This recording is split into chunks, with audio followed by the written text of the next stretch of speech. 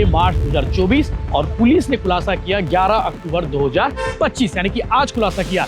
लगभग 18-19 महीने का वक्त लगा है। इन 18 महीनों में लगातार पुलिस जांच करती रही। इस मामले में मुख्यमंत्री विष्णुदेव साय ने भी कलेक्टर एसपी कॉन्फ्रेंस में कहा था कि ये मामला गंभीर है, इसकी जांच की जाए। उसके बाद जांच में और तेजी आई।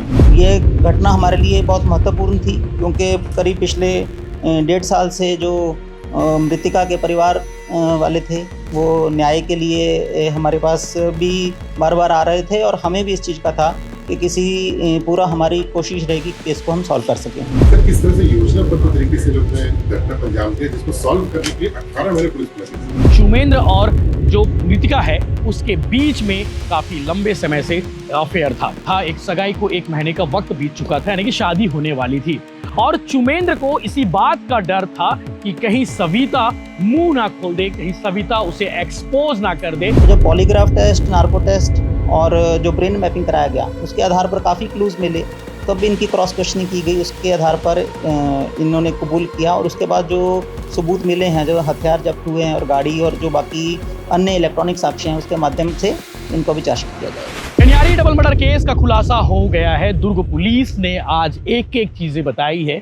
जो सवाल आपके मन में है कि इस केस में हत्या की वारदात को इन्होंने किस तरह से अंजाम दिया, वजह क्या थी, कितने लोग शामिल थे और वारदात को अंजाम देने के बाद आरोपियों को पकड़ने में इतना वक्त पुलिस को क्यों लगा, उन सारी बातों का आज दुर्ग पुलिस ने खुलासा किया। दुर्ग आईजी राम गोपाल गर्ग, दुर्ग पुलिस अधीक्षक एसएसपी विजय अग्रवाल और तमाम पुलिस के अधिकारी मौजूद थे। इस प्रेस कॉन्फ्रेंस बहुत शॉर्ट प्रेस कॉन्फ्रेंस हुई, लेकिन जो घटनाक्रम सामने आया है, जो कहानी सामने आई है, जो क्राइम थ्योरी सामने आई है, ये जानना जरूरी है। अब सवाल ये है कि आखिर इतना वक्त क्यों लगा। लगभग 18 महीने का वक्त लगा। 6 मार्च की वारदात थी, 6 मार्च 2024 और पुलिस ने खुलासा किया 11 अक्टूबर 2025, यानी कि आज खुलासा किया। लगभग 18-19 महीने का वक्त लगा है। इन 18 महीनों में लगातार पुलिस जांच करती रही। इस मामले में मुख्यमंत्री विष्णुदेव साय ने भी कलेक्टर एसपी कॉन्फ्रेंस में कहा था कि ये मामला गंभीर है, इसकी जांच की जाए। उसके बाद जांच में और तेजी आई। पुलिस ने गांव के ही एक युवक को आरोपी बनाया है, उसके साथ 2 और साथी हैं। चुमेंद्र निषाद नाम है, जो मृतका सविता उर्फ माया साहू के महज थोड़ी दूर पर ही, लगभग 60-70 कदम की दूरी पर ही घर है। चुमेंद्र मोहल्ले के ही रहने वाला है और चुमेंद्र और जो मृतिका है उसके बीच में काफ़ी लंबे समय से अफेयर था। इनके बीच में प्रेम प्रसंग था और प्रेम प्रसंग के बाद चुमेंद्र जो है सगाई कर लिया था। एक सगाई को 1 महीने का वक्त बीत चुका था, यानी कि शादी होने वाली थी। और चुमेंद्र को इसी बात का डर था कि कहीं सविता मुंह ना खोल दे, कहीं सविता उसे एक्सपोज ना कर दे, और उसी दिन से उसने सविता को मारने की साजिश रची, यानी कि पूरी प्लानिंग करनी शुरू कर दी। अब इस वारदात को अंजाम दिया है 6 मार्च 2024 की रात 1 बजे से लेकर 1:30 बजे के बीच में।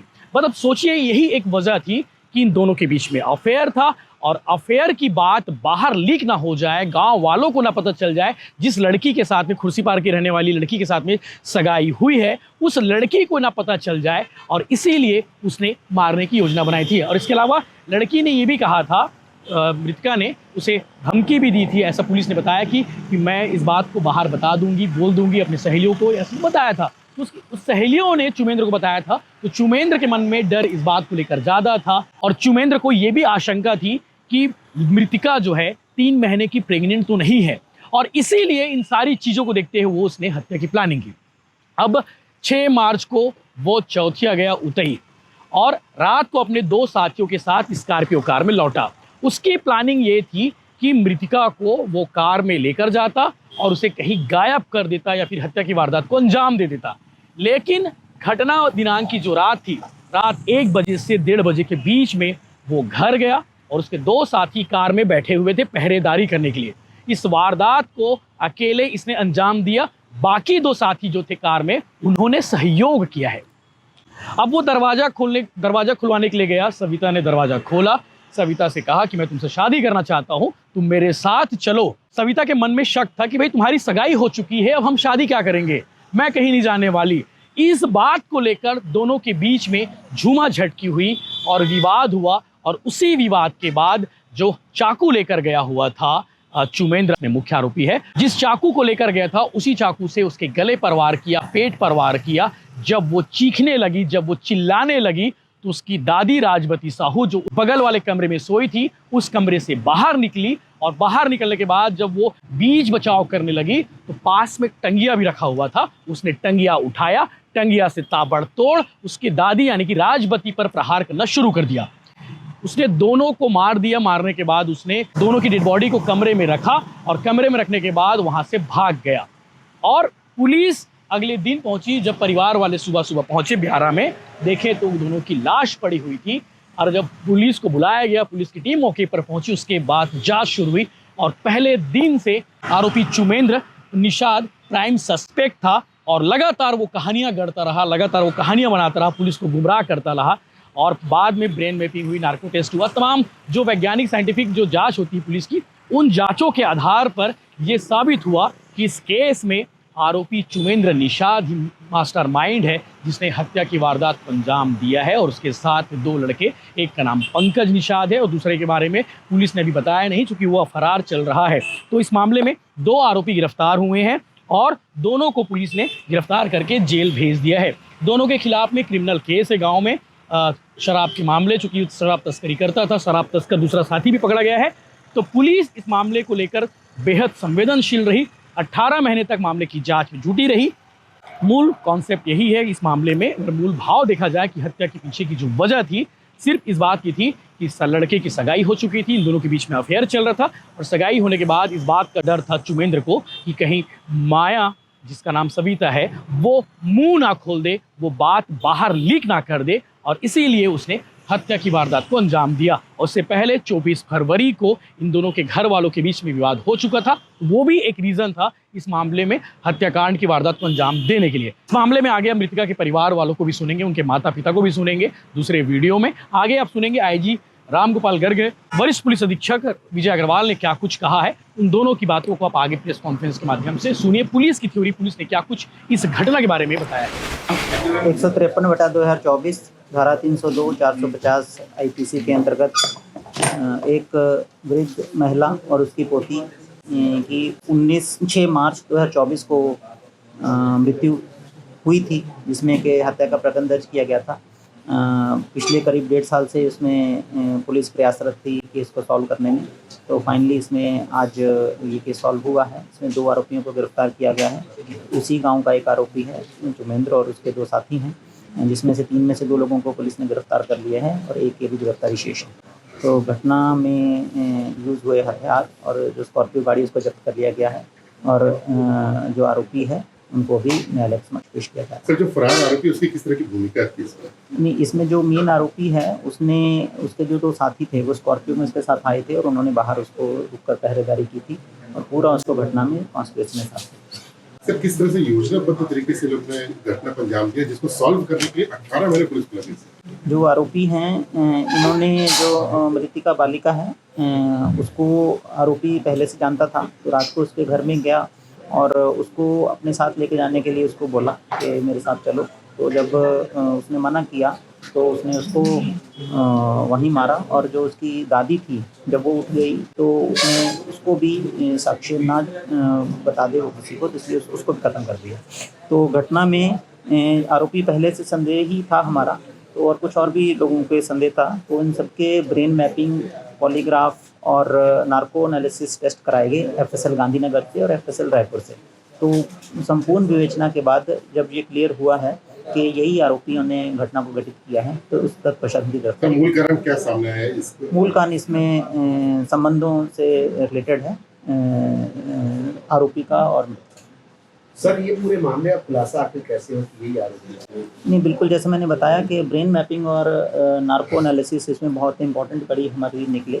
उन पे जो हमें क्लू मिला आरोपियों के रोल को लेकर, तब उनसे फिर पूछताछ की गई और फिर उन्होंने जब उनको ब्रेन मैपिंग और उसमें जो तथ्य आए सामने, उसके आधार पर जब उनको कन्फ्रंट किया गया उनके साथियों की जो गाड़ी थी उसकी लोकेशन और सब चीज़ों से, तब ये क्लियर हुआ कि नहीं किया। फिर उन्होंने कन्फेशन किया, उसको आज 6 मार्च 2024 को हुए हत्या के प्रकरण की ब्रीफिंग के लिए यहाँ एकत्रित हुए हैं। जैसा आपको ज्ञात है कि 6 मार्च 2024 को ग्राम गनियारी थाना पुलगांव में एक वृद्धा एवं उसकी नाबालिग पोती की किसी अज्ञात आरोपी द्वारा हत्या कर दी गई थी। वृद्धा एवं नाबालिग पोती के शरीर में धारदार एवं भोथरे हथियार से वार कर हत्या की गई थी। शरीर पर अनेक चोटों के निशान थे। घटना की सूचना पर पुलिस द्वारा मौका पर विजिट किया गया। एफएसएल की टीम बुलाई गई। फिंगरप्रिंट डॉग स्क्वाड तथा पूरी वरिष्ठ अधिकारियों की टीम मौके पर पहुंचकर घटनास्थल का मुआयना किया गया। मृतकों के शव का पोस्टमार्टम कराया गया और विशेष टीम का गठन किया गया, जिसमें राजपत्रित अधिकारी, थाना के अधिकारी और एसीसीयू के अधिकारी कर्मचारी थे। पूरी विवेचना में लगभग पिछले 1.5 साल में 62 से ज़्यादा संदेहियों की पूछताछ की गई। उनका पुराना आपराधिक रिकॉर्ड भी खंगाला गया और शुरू में कुछ हमें तथ्य संज्ञान में आए थे कि कुछ संदेही हैं जिन्होंने ये किया हो सकता है, तो उनके ब्रेन मैपिंग, पॉलीग्राफ एवं नार्को टेस्ट कराया गया। एफएसएल गांधीनगर से भी और एफएसएल रायपुर से भी। तो कुल विवेचना पर फाइनली यह पता चला कि एक उसी गांव के व्यक्ति चुमेंद्र, उसकी सगाई 19/2/2024 को हो चुकी थी और वो अपनी सहेलियों, जो मृतिका है, सहेलियों के माध्यम से चुमेंद्र उसके परिवार को बर्बाद करने की बात बोली थी। उक्त बातों को पता चलने पर आरोपी ने अपने दोस्तों, एक जिसका नाम पंकज है और दूसरा एक और अन्य आरोपी है, उसके साथ मिलकर बालिका को मार डालने की योजना बनाई। रात करीब 1 से 1:30 बजे के मध्य जो आरोपी हैं ये अपने किसी दोस्त के यहाँ प्रोग्राम में गए थे। वहाँ से वापस गांव आए और मृतिका जो अपनी दादी के साथ दूसरे घर में सोती थी, वहाँ पे उसका दरवाज़ा खुलवाया और उसके बाद इस घटना को अंजाम दिया। विवेचना में 2 आरोपियों को गिरफ्तार किया गया है और घटनास्थल से घटना में यूज़ हुए धारदार हथियार और एक वाहन स्कॉर्पियो को जब्त किया गया है। पूरी घटना का जो मोटिव है वो केवल जो मृतिका बालिका थी उसको ताकि वो उसका नुकसान ना कर सके, उसकी शादी ना टूट जाए, इसको लेकर मृतक का मोटिव था उसको मारने का। इसमें उसने अपने दोस्तों का सहयोग लिया। क्योंकि जब मृतिका को वो मार रहा था तो उस समय दादी जो थी वो भी जग गई थी, तो क्योंकि उसके लिए नुकसानदायक हो सकता था, तो उसने दादी को भी नुकसान पहुंचाया और उसकी भी हत्या कर दी। तो जो दोनों आरोपी हैं उसमें जो चुमेंद्र है आरोपी, वो पूर्व से आपराधिक प्रवृत्ति का है। इसके खिलाफ थाना पुलगांव में अपराध क्रमांक 489/2019, 294/323, 506 भादवी, अपराध क्रमांक 300/2023, धारा 34(2), 59 का आबकारी एक्ट और धारा अपराध क्रमांक 330, धारा 74, 296, 115 और 351 BNS के तहत पूर्व में अपराध पंजीबद्ध हैं। उसी प्रकार आरोपी पंकज जो है, इसके खिलाफ भी पूर्व में 3 अपराध पंजीबद्ध हैं। तो ये घटना हमारे लिए बहुत महत्वपूर्ण थी, क्योंकि करीब पिछले 1.5 साल से जो मृतिका के परिवार वाले थे वो न्याय के लिए हमारे पास भी बार बार आ रहे थे और हमें भी इस चीज़ का था कि पूरा हमारी कोशिश रहेगी केस को हम सॉल्व कर सकें। तो पुलिस अधीक्षक दुर्ग और उनकी पूरी टीम ने काफ़ी मेहनत से इस केस को निकाला है और इनकी जो टीम है उनको मैं सभी को बधाई देता हूं और मुझे पूरी उम्मीद है कि हम जो मृतिकाएं हैं उनको न्याय दिलाने में कारगर साबित हों। सर, वारदात में 2 आरोपी थे कि 3? आरोपी 3 थे, 2 अभी गिरफ्त में आए, एक अभी पकड़ना बाकी। पहले दिन से सर ये प्राइम सस्पेक्ट था, इतना टाइम क्यों लगा होगा? नहीं, देखिए, कोई हमारे पास ठोस सबूत नहीं था और जब इनके पॉलीग्राफ और नार्को टेस्ट वगैरह कराए गए तो उसमें बहुत सारी चीज़ें निकल कर आईं। तो उसके संदेह के आधार पर फिर दोबारा जब इनकी पूछताछ की गई तब इन्होंने घटना को कबूल किया। नहीं, यही इसमें बताया कि इसकी सगाई होने वाली थी, हो गई थी इनफैक्ट, तो उसको ये था कि कहीं इसकी सगाई ना तोड़वा दे अपने संबंध के आधार पर। सर, 18 महीना लग गया सर इसको सॉल्व करने में। किस तरह के चैलेंज, मतलब ऐसा किस तरह से गुमराह किया जा रहा था कि वो सॉल्व नहीं हो पा रहा था? नहीं, आरोपी जो थे उन्होंने कन्फेस नहीं किया था, हालांकि हमें डाउट था इन पर परंतु जब तक आरोपी का कन्फेशन ना हो और सबूत ना मिले तब तक किसी को भी गिरफ्तार हम नहीं कर सकते। तो जब पॉलीग्राफ टेस्ट, नार्को टेस्ट और जो ब्रेन मैपिंग कराया गया उसके आधार पर काफ़ी क्लूज़ मिले, तब इनकी क्रॉस क्वेश्चनिंग की गई, उसके आधार पर इन्होंने कबूल किया और उसके बाद जो सबूत मिले हैं, जो हथियार जब्त हुए हैं और गाड़ी और जो बाकी अन्य इलेक्ट्रॉनिक साक्ष्य हैं उसके माध्यम से इनको भी चार्जशीट किया जाएगा। सर आरोपी की शादी हो चुकी है, सगाई के बाद? आरोपी की शादी अभी हो चुकी है। सर इसमें दो चीज से वार किया बोल रहे हैं, एक तो तलगिया है, दूसरा चाकू। ठंगिया मौके पे मिल गया था उसमें, ठंगिया जो है वो मौके उसी पे दिन मिल मौके गया। पे मिला।